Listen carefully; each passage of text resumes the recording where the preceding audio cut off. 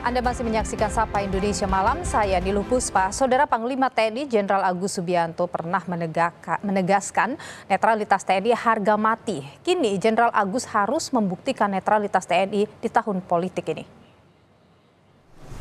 Koridornya sudah jelas bahwa netralitas TNI harga mati. Netralitas TNI harga mati. Itu janji Jenderal Agus Subianto setelah menjalani fit and proper test di Komisi 1 DPR. Komitmen tersebut diharapkan masyarakat menjelang tahun politik setelah Presiden Joko Widodo secara resmi melantik Jenderal Agus Subianto sebagai Panglima TNI. Sebelum menjadi Panglima TNI, Agus menjabat Kepala Staf Angkatan Darat sejak akhir Oktober lalu. Yang menggantikan Laksamana TNI Yudo Margono yang memasuki masa pensiun pada 26 November 2023. Pelantikan Jenderal Agus Subianto sebagai Panglima TNI oleh Presiden Joko Widodo mendapat sorotan atas dugaan formasi petinggi TNI Polri yang pernah bertugas di Surakarta. Jenderal Agus Subianto lulus dari Akademi Militer pada 1991. Setelah itu, dia menjadi Dandim 0725 Surakarta dari 2009 sampai 2011. Karirnya berlanjut menjadi Komandan Pas Pampres pada 2020 sampai 2021. Dilanjut menjadi Pangdam 3 Siliwangi dari 2021-2022. Selanjutnya jadi Wakil Kasat 2022-2023 dan berlanjut menjadi Kasat pada 25 Oktober 2023. Hari ini, ia resmi dilantik menjadi Panglima TNI. Terkait Pilpres 2024, Panglima TNI memastikan netralitas TNI pada pemilu 2024 akan terjaga.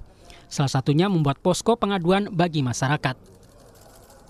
Tentang netralitas TNI, kemarin 2 hari yang lalu sudah kick off tentang netralitas dan pembuatan posko pengaduan. Jadi nanti di wilayah-wilayah ada posko-posko pengaduan apabila ada oknum TNI yang tidak netral itu bisa dilaporkan ke pos-pos tersebut. Prajurit tidak boleh berpolitik praktis. Kemudian ada juga Undang-Undang tentang Pemilu nomor 7 tahun 2017 apabila ada oknum TNI masih organik melakukan politik praktis akan ada tindakan pidana ataupun teguran dari pimpinannya. Pesan menjaga netralitas juga disampaikan Ketua DPR Puan Maharani. Menurut Puan, dengan adanya netralitas, maka mampu menciptakan penyelenggaraan pemilu yang jujur, adil, dan damai.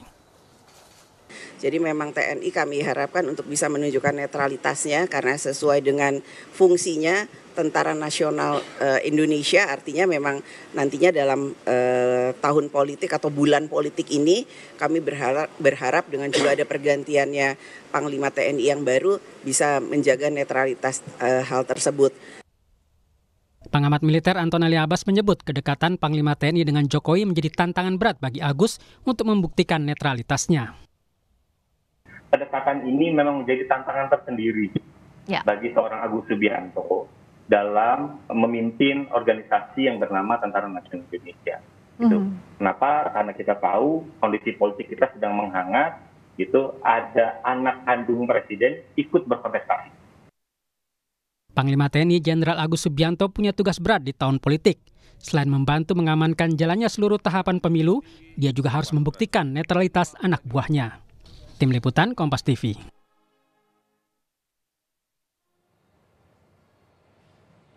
Saudara Panglima TNI Jenderal Agus Subianto berulang kali berjanji akan netral di tahun politik ini. Namun kedekatannya dengan Presiden Joko Widodo saat di Solo membuat banyak pihak mempertanyakan netralitas Panglima TNI yang baru. Bagaimana saudara memastikan bahwa TNI berdiri di tengah saat pemilu 2024? Kita bahas saudara malam hari ini bersama dengan pengamat militer Anton Ali Abbas. Bung Anton, selamat malam, sehat selalu. Malam, Mbak Puspa, apa kabar? Sehat juga. Bung Anton, jadi kalau Anda melihat soal netralitas TNI harga mati, ini kan sudah berulang kali memang disampaikan oleh Panglima TNI. Tapi bagaimana ia harus membuktikan bahwa TNI benar-benar netral di Pilpres kali ini? Ya, kalau kita lihat pemberitaan memang semenjak seorang Agus Subianto ditunjuk sebagai Kasat, pembicaraan tentang netralitas ini semakin menguat. Itu satu, terkait sama TNI.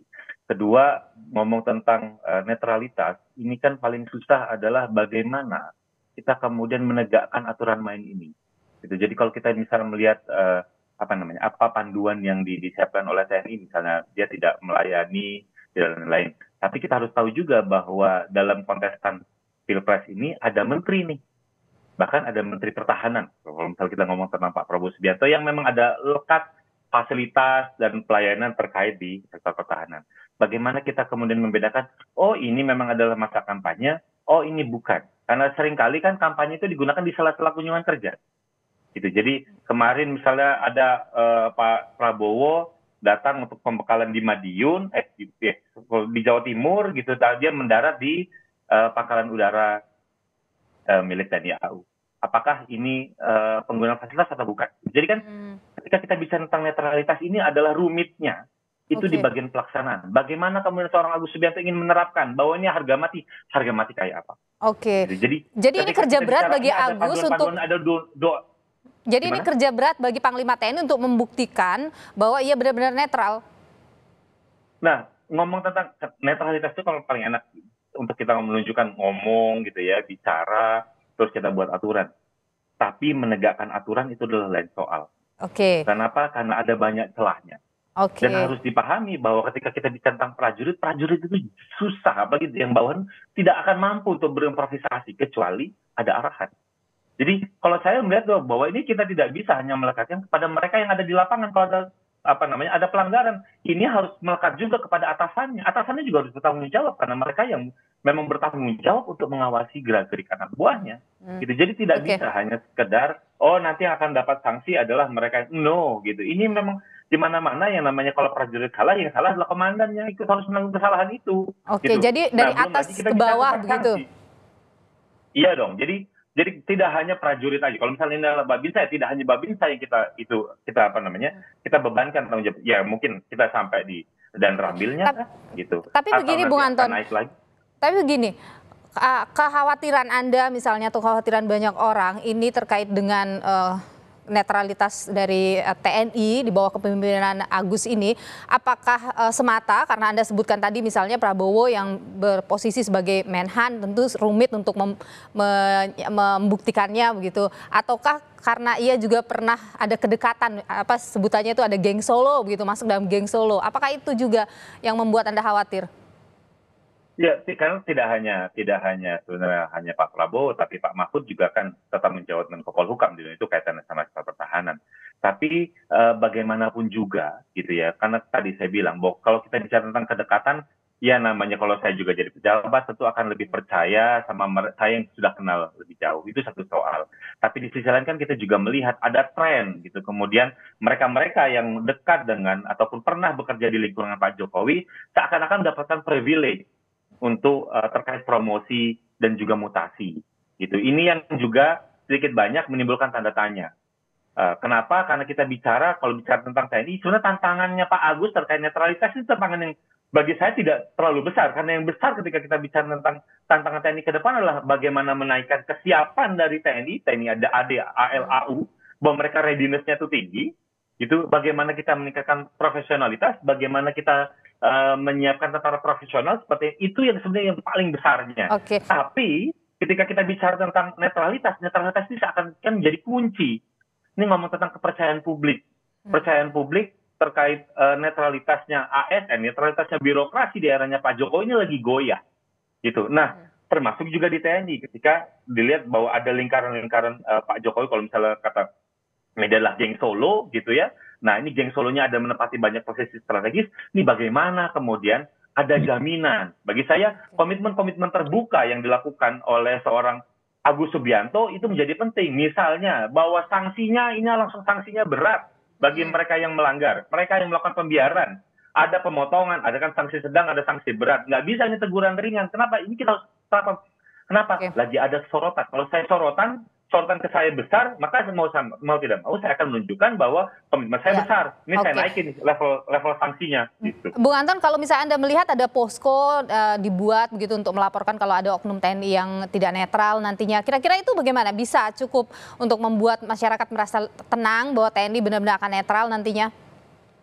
Ya, kan sebenarnya ada poskonya nanti ini ada di mana gitu. Apakah mereka misalnya saya pengen ngadu nih ada ini, poskonya di mana? Poskonya di markas Koramil, markas Kodim, markas Kodam. Ya kalau di markas, saya mau ngelaporin pejabat di situ, yang ada nanti di mana gitu. Nah itu akan ngomong tentang psikologi gitu. Jadi ada mekanisme misalnya keleluasaan dalam laporan, walaupun juga misalnya TNI sudah bilang bahwa nanti Anda bisa menggunakan media sosial atau juga via email gitu misalnya. Tapi bagaimana terkait jaminan terhadap, lalu juga bagaimana terkait transparansi pengusutan itu. Gitu. Ini sebenarnya saya melaporkan ini sudah sejauh mana laporan itu, apakah ditindaklanjuti atau tidak. Gitu. Belum lagi kan sekarang kan dibalik, jadi kalau saya nuduh buktikan dong gitu. Jadi ngomong tentang pembuktian netralitas ini kan juga nggak kalah susah gitu ya.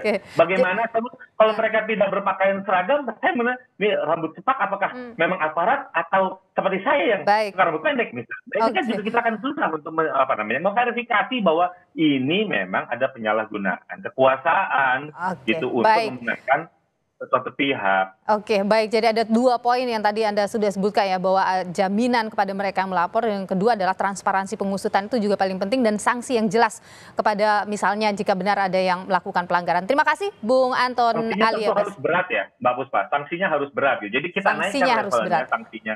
Betul. Baik. Pengamat militer Anton Ali Abbas, terima kasih sudah berbagi pandangan di Sapa Indonesia. Malam sehat selalu.